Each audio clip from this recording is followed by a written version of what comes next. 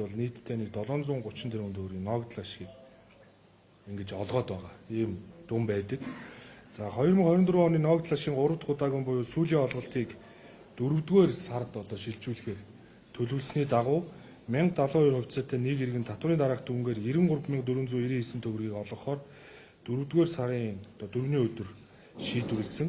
Ингээд өнгөрсөн 7 оны засгийн газрын хуралдаан дээр ийм Монгол цахим системээр дамжуулан Эрдэнэс тавталгаа хувьцаат компани 2024 оны цэвэр ашигаас авах ногдлол ашигаа бэлэн мөнгөөр эсвэл одоо хувийн харилцах дансандаа эсвэл хуримтлалын нэрийн дансандаа шилжүүлж авах эсэх талаар санал асуулгыг бол явууллаа. 7 хоногийн хугацаанд яг өнөөдрийн байдал. Яг энэ цаг мөчид 2025 оны 2 дугаар сарын 27 оны өдөр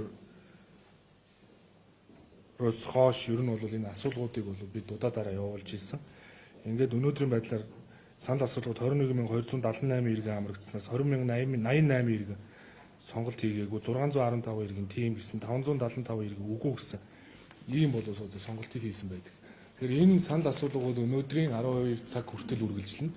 Ингээд иргэдийн одоо өөрсдийнх нь санал асуулгын үр дүн түшиглээд маргааш өглөөнөөс ахуулаад 1072 хувьцааны одоо үлдэгдэл ногдлол шиг иргэдэд хуваарлах ажлыг төлөөлөл өдөртөх зөвлөлийг шийдвэрлэсэд байгаа хэрэгжүүлэн засгийн газар хувьцаа эзэмшигчийн хувьар мэдээж төлөөлөл өдөртөх зөвлөлийн өөрсдийнхөө шийдсэн шийдвэрийг бол хүндэтгэж ингэж бол ажиллаж байгаа. Цаашдаа бид нар баялагын сангийн хуулинд өөрчлөлт оруулаад заавал одоо бэлэн мөнгөөр тараадаг биш, үүнийг одоо хуулийн хүрээнд одоо томоохон төсөл хөтөлбөрүүд хэрэгжүүлэхэд цаашлаад одоо төсөл хөтөлбөрүүд хэрэгжснээр одоо хувьцааг нь иргэд эзэмших болцоогоор хангах ч гэдэг юм уу.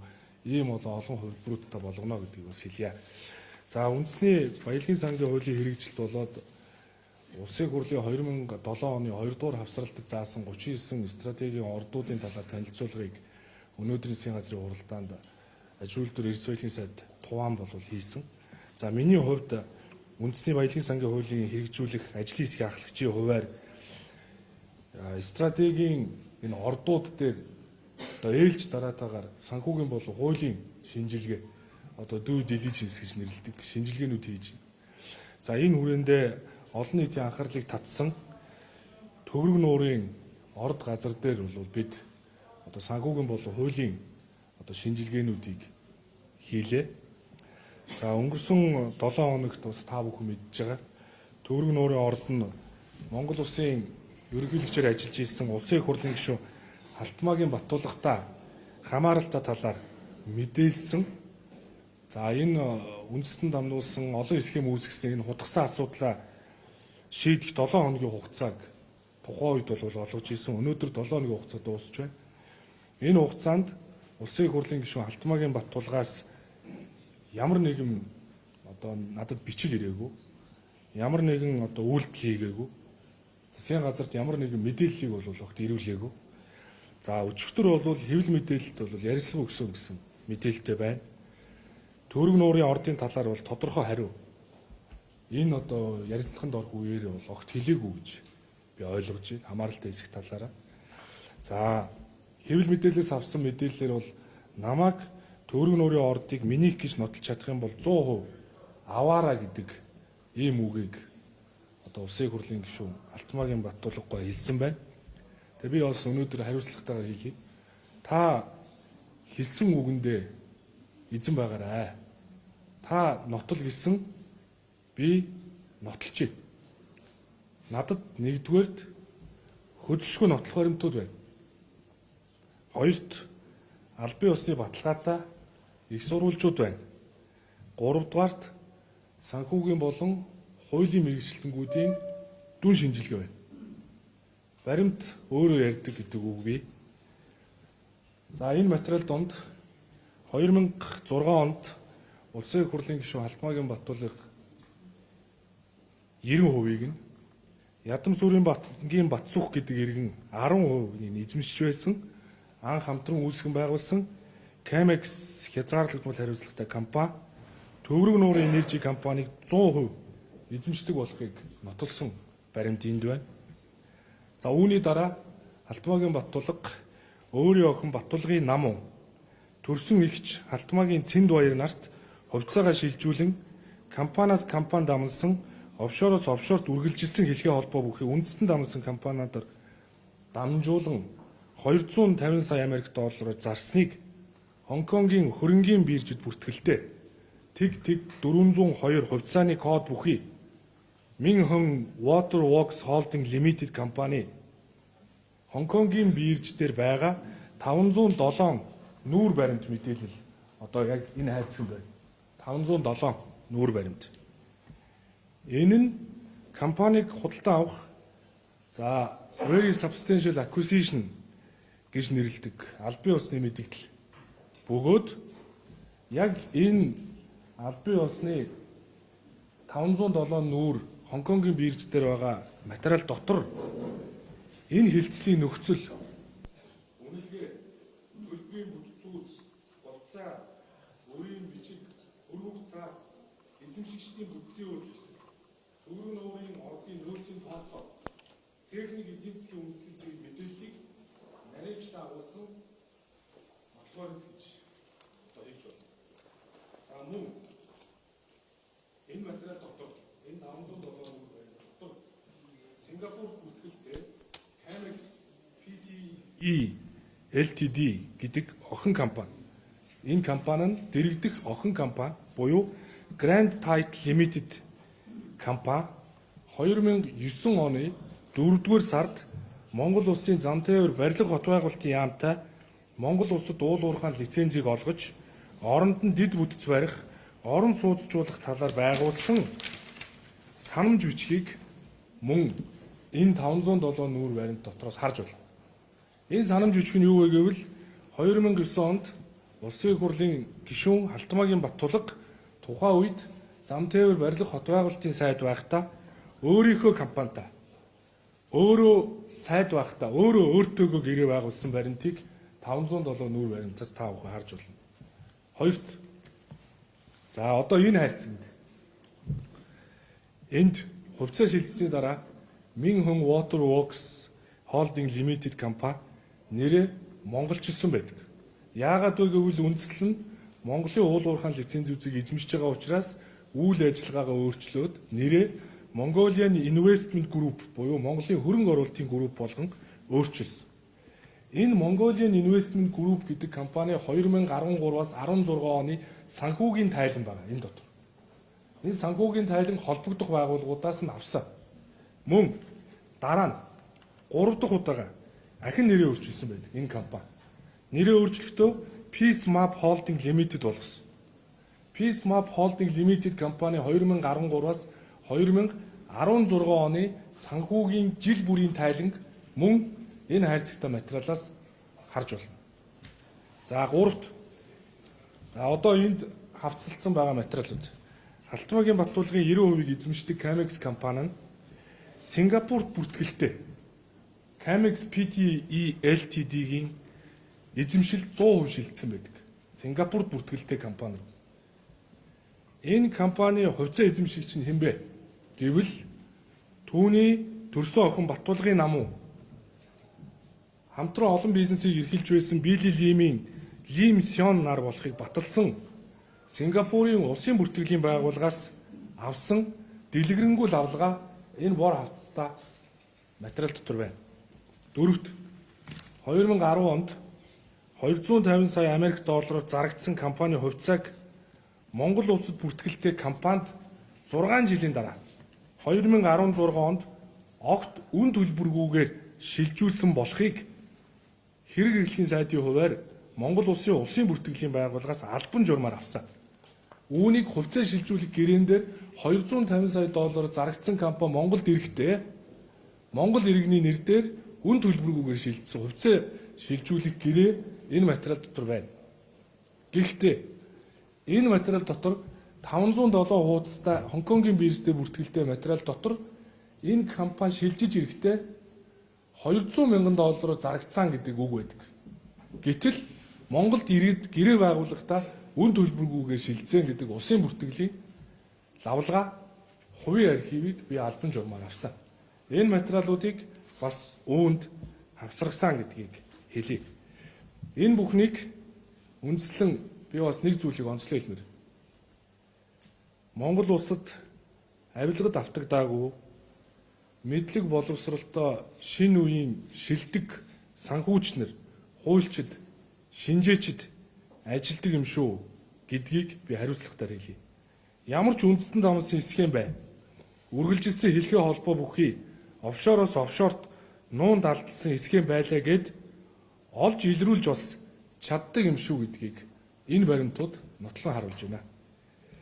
Энэ бүх баримт нотлогоонд үндэслээд засгийн газрын өнөөдрийн хуралдаанаар Төвөрг нуурын ордод 4 тусгай зөвшөөрлийг эзэмшигч, Төвөрг нуурын энерги компани хувьцаа эзэмшигч Камекс хязгаарлагдмал хариуцлагатай компани нь нэгдүгээрт татвар төлөхөөс зайлсхийсэн. Хоёрдугаарт мөнгө угаас. Гуравдугаарт залилсан. Дөрөвдүгээрт авилга ашиг сонирхлын зөрчил үүсгэх болон бусад гэмт хэрэг зөрчил үйлдсэн байж болзошгүй асуудлыг шалгуулахаар Монгол Улсын ерөнхий прокурор авилгатай тэмцэх газар эдгээр материалуудыг засгийн газрын тэмдэглэлд өгсөн үүргийнхаа дагуу засгийн газрын хэрэг эрхлэх газрын даргын хувьар энэ талаар мөн мэдээлэл солилцох, эрх зүйн тусалцаа харилцан үзүүлэх чиглэлээр Британийн Виржиний арлууд болон Кайманы арлууд, бүс Хонконг, бүгд найрамдах Сингапур улс зэрэг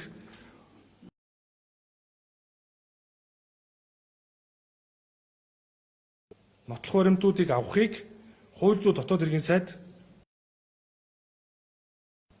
мөн Төвөрг нуурын ордыг авах ажлыг санхүүгийн болон хуулийн шинжилгээний багийн тус стратегийн ордод хамааруулж баялагын аж үйлдвэр эрдэс соёлын сайд Туваанд даалгасан. Засгийн газрын өнөөдрийн шийдвэр бол ингэж гарсан гэдгийг хэлье.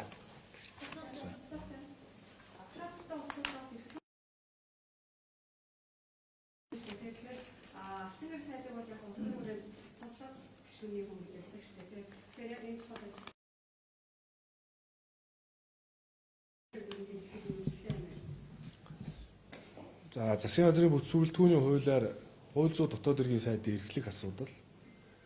Тэгэхээр алтан гэрэл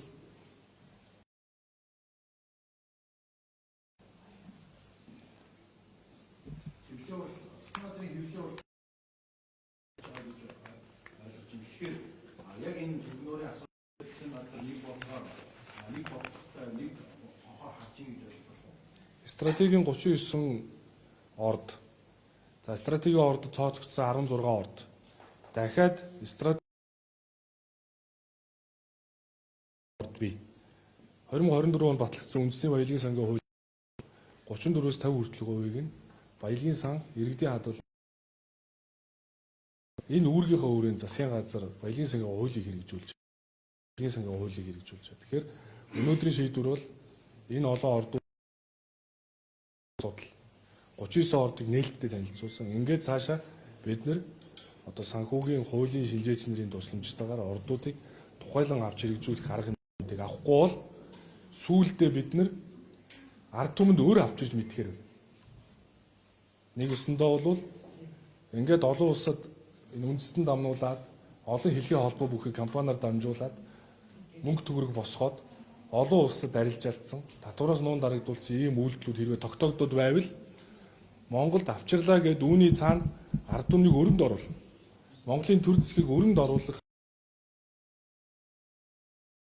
мэргэжлийн шинэ үеийн одоо шилдэг санхүүж хуульчтай хамтарч ажилласан үр дүнд эдгээр бүх их сурвалж, нотлох баримт, мэдээллүүдийг Сингапур, Хонконг, за Монгол улсын одоо төрийн байгууллагууд, за олон улсад одоо нээлттэй тавигдж байгаа мэдээллүүдээс нэгтгээд их сурвалж баримт хөдөлшгүй одоо энэ баримтуудыг л хуулийн байгуулалт өгж байна. Одоо хуулийн байгууллага хийх ажил. Батлуулах гэж ялсгалаа МСС-с даалгавар авсан болтой гэдэг ийм хариу тайлбарыг хийсэн. Тэр тал дээр бас тайлбар ярьсан. За би бол одоо өнгөрсөн 2 жилийн хугацаанд шилэн ажиллагааг удирдах 820 мянган мэдээллийг ил болгосон хүн. Тэгэхээр миний амьдрал, ажил, гэр бүл нуухах нэгт зүйл байхгүй. Тийм учраас бол би бүх асуултанд тодорхой мэдээллүүдийг бас өгж болж байна. Хоёрт бол яг энэ Төвөрг нуурын орд дээр үүсэн схемийг хэрвээ сэтгүүлчнэр хүсвэл би дэлгэрэнгүйгээр та бүхэн тайлбарлаад асуултууд чи хариулахад бол нээлттэй байна. За цаг зарлаад эргээд би өрөөндөө та бүхэнтэй нээлттэй уулзъя. Тэгээ би тайлбарлаж өгье. За та бүхэн асуултаа асуу. Ингээд тэрнээс биш өнөөдөр бас засгийн газрын хуралдааны энэ дэр учраас бас илүү дэлгэрэнгүй яхан зөвхөмж өгөх. –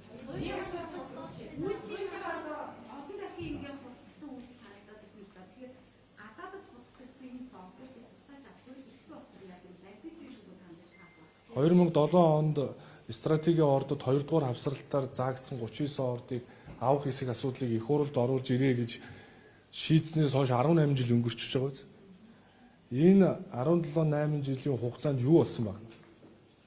Энэ стратегийн ордуудыг аваад хэдэн одоо улс орон дамжуулаад, үндэстэн дамнуулаад олон компаниудын хэлхээ холбоо үүсгээд нэрээ өөрчлөөд татвараас нуугдаад офшор бүсээр дамжуулаад зарцсан байна шүү дээ. Энэ нэг үйлдэл гэхэд. Гэтэл ийм үйлдэл хийхийн тулд 18 жил энэ асуудал их хурл руу орж ирээгүй байсан нүггүй гэдэг асуултыг асуусан. Тийм учраас бол бид нар бүх орд бүхэн дээр ийм санхүүгийн хуулийн шинжилгээ хийж илүү шинжилх гончаар ухаалаг хандах ёстой. Тэрээс биш зүгээр нэг тогтоол оруулаад шийдэх юм бол иргэдийгээ төр засгийнхаа хүнд байдалд оруулах. Эрсдэл учрлаа гэдэг би бол энэ нотлохыг бас хангалттай харлаа.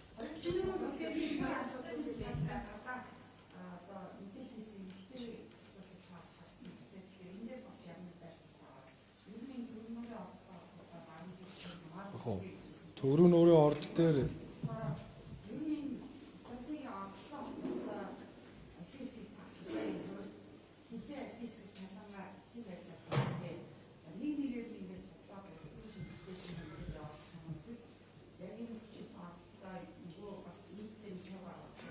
Үндэсний баялагын санхүү хуулийг хэрэгжүүлэх ажлын хэсгийн дэд ахлагч бол ажил дүр эрсүүлгийн сайд Туван сайд өнөөдөр 39 стратегийн ордыг нэгдсэн байдлаар танилцуулсан.